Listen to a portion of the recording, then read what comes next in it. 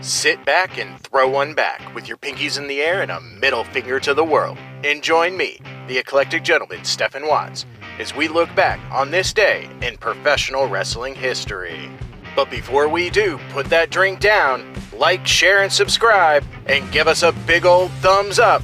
And now, without further ado, let's look back on this day in pro wrestling history.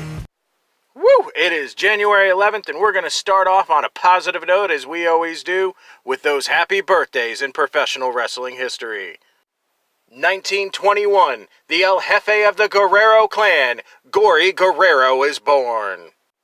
1941, a man who knows how to make some lip-smacking ribs and how to use a fork, Abdul the Butcher, is born. And of course, on the flip side of that coin, notable deaths in professional wrestling history. 1966, Canadian wrestler Martin Hutzler dies at age 42 of throat cancer.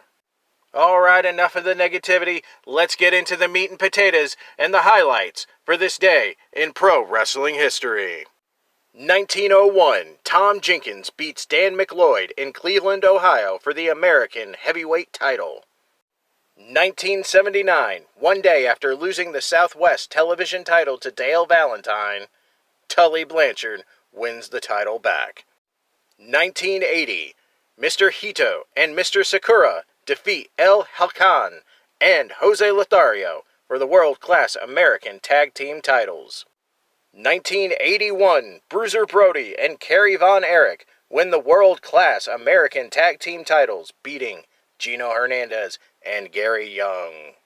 1985, the Midnight Express, Dennis Condrey and Bobby Eaton defeat the Fantastics, Bobby Fulton and Tommy Rogers, for, you guessed it, the world-class American Tag Team titles.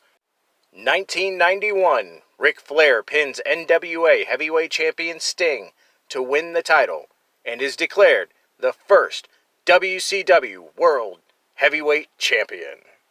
And last but not least, on this day in professional wrestling history, 1993, the premiere episode of the WWF Monday Night Raw airs.